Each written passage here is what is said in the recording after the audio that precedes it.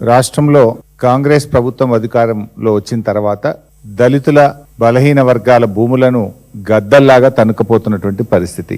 అది ఎక్కడ చూసినా, రాష్ట్రంలో ఏ మూలకు చూసినా ఎస్సీ ఎస్టీలు బలహీన వర్గాల భూముల మీద కన్నుబడి అధికారాన్ని అడ్డం పెట్టుకొని వేల కోట్ల రూపాయలు ఇలా దండుకుంటున్నటువంటి పరిస్థితి అనేక సందర్భాల్లో కనబడతా ఉంది.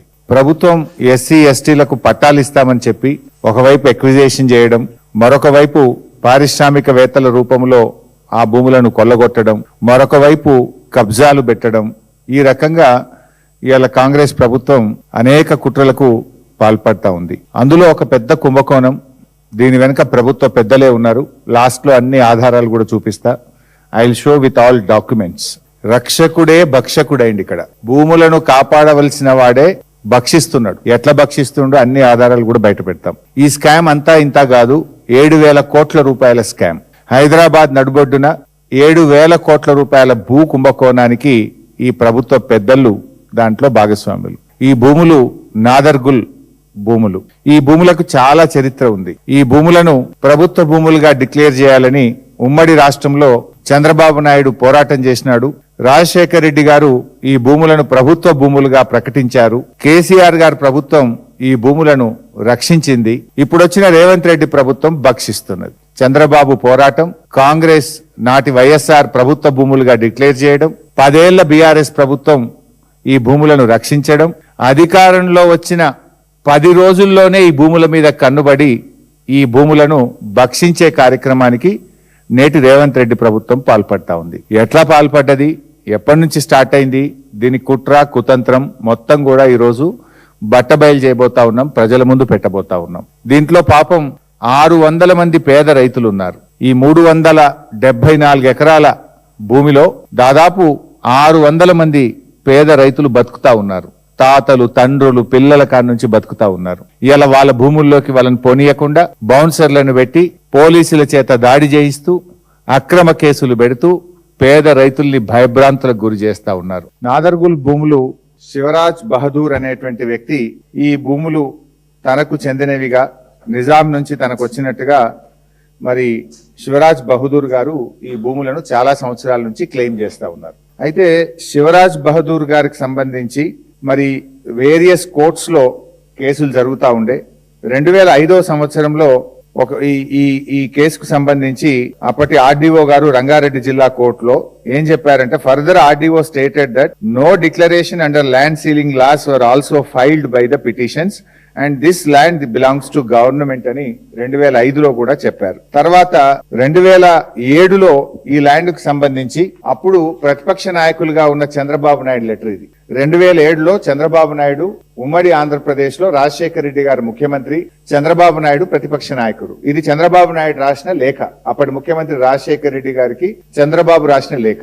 ఈ ల్యాండ్ గవర్నమెంట్ ల్యాండ్ అని, ఈ ల్యాండ్ మరి కొంతమంది మరి కబ్జా పెట్టే ప్రయత్నం చేస్తున్నారు, ఈ భూమిని కొట్టేసే ప్రయత్నం చేస్తున్నారు, ఈ భూమిని కాపాడాలని ఆనాడు చంద్రబాబు నాయుడు పోరాటం చేసిండ్రు. ఆ భూముల దగ్గరికి వెళ్లారు. ఆయన పెద్ద ఎత్తున పోరాటం చేసి అప్పుడు ముఖ్యమంత్రి గారికి రాసిన లేఖ ఇది. ఆ తర్వాత 2008లో డాక్టర్ వైఎస్ రాజశేఖర్ రెడ్డి గారు ఈ భూమిని ప్రభుత్వ భూమిగా నిర్ణయిస్తూ ఈ భూమిని ఆంధ్రప్రదేశ్ ఇన్ఫ్రాస్ట్రక్చర్ కార్పొరేషన్ కి ఇచ్చారు. ఆంధ్రప్రదేశ్ ఇన్ఫ్రాస్ట్రక్చర్ కార్పొరేషన్ యూనిటెక్ అనేటువంటి ఒక కంపెనీకి కూడా కొంత భూమిని అలొకేట్ చేయడం జరిగింది. ఆ తర్వాత 2015వ సంవత్సరంలో అంటే వేరియస్ కోర్టులో కేసులు జరిగి 2015లో సుప్రీంకోర్టులో ప్రభుత్వం ఓడిపోయి ఈ భూమి శివరాజ్ బహదూర్ కు చెందిన భూమిగా 2015లో సుప్రీంకోర్టు ఆర్డర్ ఇచ్చింది. 2015లో సుప్రీంకోర్టు ఆర్డర్ ఇస్తే నేచురల్ గా మన రాష్ట్రంలో ల్యాండ్ సీలింగ్ యాక్ట్ ఒకటి అమల్లో ఉంది. ల్యాండ్ సీలింగ్ యాక్ట్ ప్రకారంగా ఒక వ్యక్తి ఇన్ని ఎకరాల భూమి కలిగి ఉండడానికి లేదు. సో ఈ 373 ఎకరాలు ఒక వ్యక్తికి ల్యాండ్ సీలింగ్ యాక్ట్ ప్రకారంగా ఉండదు. అయితే 2015లో సుప్రీంకోర్టు ఈ భూమి శివరాజ్ బహదూర్ కు చెందిన భూమిగా సుప్రీంకోర్టు చెప్తే 2016లో శివరాజ్ బహదూర్ కొంతమందికి ఈ భూమిని అమ్మడం జరిగింది. అల్ఫా అనే కంపెనీ, యునైటెడ్ అనే కంపెనీ, ఒమేగా అనే కంపెనీలకు 50 ఎకరాల చొప్పున ఈ భూమిని అమ్మాడు.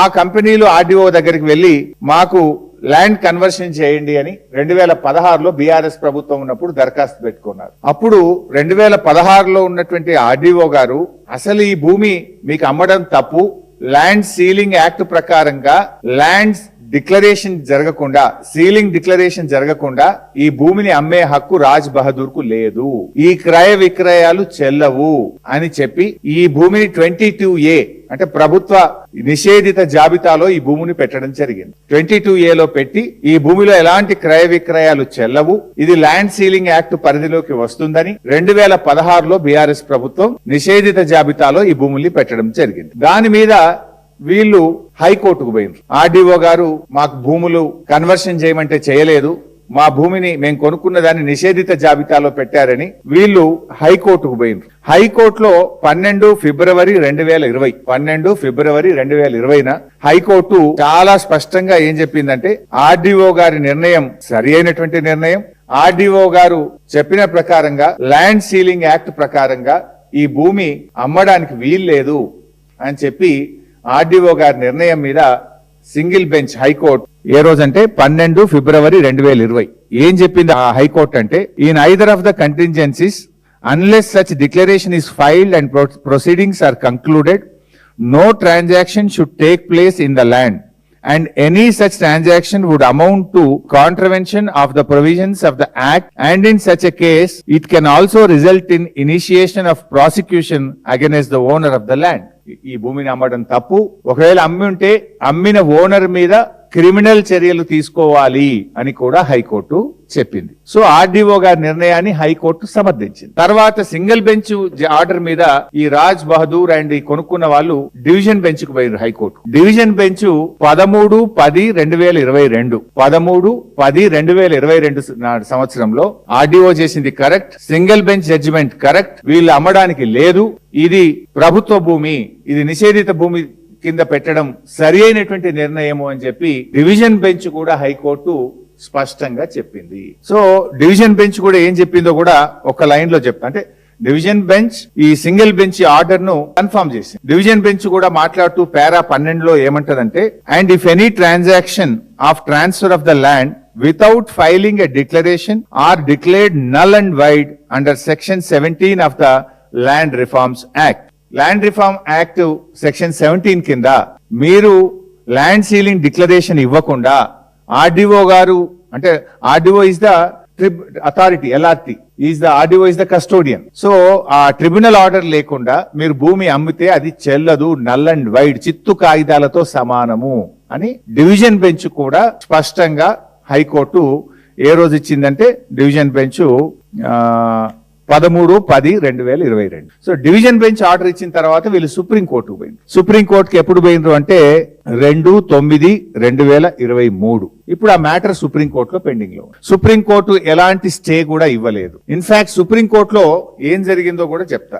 సుప్రీం కోర్టులో ఇది రాష్ట్ర ప్రభుత్వం వేసినటువంటి అఫిడవిట్. రాష్ట్ర ప్రభుత్వం ఆర్డీఓ గారు సుప్రీం కోర్టులో వీళ్ళు వెళ్తే అఫిడవిట్ వేసినారు. జగదీశ్వర్ రెడ్డి ఆర్డీఓ కందుకూరు. ఈయన ఆర్డీఓ గారు సుప్రీం కోర్టులో వేసినటువంటి కేసులో కూడా ఏం చెప్పిండు అంటే, ఇది ఆర్డీఓ గారి దాంట్లో నుంచే నేను చదువుతున్న పారా 15 ఏమంటాడు, shall seized and vested absolutely in the State free from all encumbrances act గురించి చెప్తూ, under the provisions of this act the entire land vest with the government free from all encumbrances unless any occupancy right certificates are issued under the provisions of this act. As per the available records, no such occupancy right certificates were issued in favor of any person. As such, the land is treated as government land. As such, the land is treated as government land. And ఎవరు చెప్పిండ్రు? మన RDO గారు supreme కోర్టులో వేసిండ్రు. ఎవరు పోయింది supreme కోర్టుకు?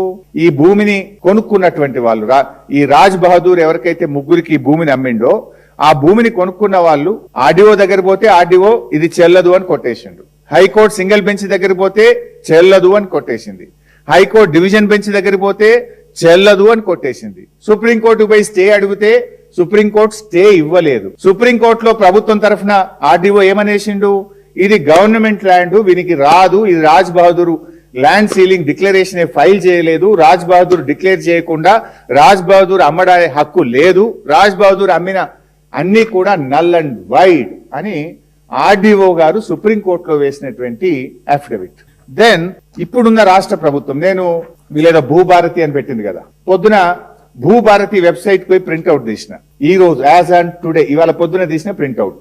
Bhubharati website లో ఈ ల్యాండ్ గురించి ఏం చెప్తున్నారు? రంగారెడ్డి జిల్లా బాలాపూర్ మండల్ నాదర్గుల్ గ్రామము, సర్వే నంబర్ పాతది 613, కొత్తది 119, 373 ఎకరాలు గవర్నమెంట్ ల్యాండ్. ఇది ఈ రోజు భూభారతిలో వీళ్ళ డాక్యుమెంట్ ప్రకారం ఇది government land, not my document. ఈ రోజు పొద్దున భూభారతిలో ప్రింట్అవుట్ చేస్తే ఇది గవర్నమెంట్ ల్యాండ్ గా ఇది ప్రింట్అవుట్ లో వచ్చింది. ఇకపోతే యాక్ట్ ఏం చెప్తుంది? ఇవన్నీ కూడా నేను చెప్పాను ఇప్పటికే, మళ్ళీ ఒకసారి సింపుల్ గా చెప్తాను. సెక్షన్ ల్యాండ్ సీలింగ్ యాక్ట్ అనేటువంటిది ఇది, this is the land ceiling act. ఇది తెలంగాణ ల్యాండ్ సీలింగ్ యాక్ట్. ఇది దిస్ నాట్ మై స్టోరీ. ఇది 1973లో వచ్చినటువంటి ల్యాండ్ సీలింగ్ యాక్ట్. ఈ ల్యాండ్ సీలింగ్ యాక్ట్ ప్రకారంగా సెక్షన్ 8 ఏం చెప్తుందంటే, ఎవరైనా రైతు సెక్షన్ 8 ప్రకారంగా 50 ఎకరాలు, అంటే ఒక్కొక్క జిల్లాలో ఒకటి ఉంది. మహబూబ్ నగర్, రంగారెడ్డి, మెదక్ 54 ఎకరాలు ఉన్నట్టుంది. ఆదిలాబాద్ పోతే 70 ఐ థింక్. సో ఎవరైనా అంతకు మించిన ల్యాండ్ కలిగి ఉంటే వెంటనే తను డిక్లరేషన్ ఇవ్వాలి అని సెక్షన్ 8 చెప్తుంది. సెక్షన్ 18 కూడా ఏం చెప్తుంది? ఎవరైనా కొనుక్కున్నా తను కూడా కొనుక్కోవడం ద్వారా వచ్చిన భూమి కూడా సెక్షన్ 18 ప్రకారంగా ల్యాండ్ సీలింగ్ డిక్లరేషన్ ఇవ్వాలి. సెక్షన్ 17 ల్యాండ్ సీలింగ్ యాక్ట్ ఏం చెప్తుంది అంటే, ఎవరు కూడా ల్యాండ్ సీలింగ్ డిక్లరేషన్ కాకుండా భూమిని అమ్మరాదు, గిఫ్ట్ గా ఇవ్వరాదు, ఎక్స్చేంజ్ కింద తీసుకోరాదు. తీసుకుంటే కూడా అది చెల్లని చిత్తు కాగితంతో సమానము. It is null and wide అని ల్యాండ్ సీలింగ్ యాక్ట్ సెక్షన్ 17 కూడా చెప్తుంది. సెక్షన్ 19 ల్యాండ్ సీలింగ్ యాక్ట్ కూడా ఏం చెప్తుందంటే, ఏదైనా రిజిస్ట్రేషన్స్, సేల్ డీడ్స్ ఏదైనా జరిగితే కూడా అవేవి కూడా చెల్లవు. ఆ రిజిస్ట్రేషన్స్, సేల్ డీడ్స్ ఏదైనా చేయాలంటే కూడా డిక్లరేషన్ ఉంటేనే చేయాలి తప్ప చేయడానికి వీల్లేదు అని చెప్పి కూడా సెక్షన్ 19 కూడా చాలా స్పష్టంగా చెప్తుంది. ఇవన్నీ రూల్స్.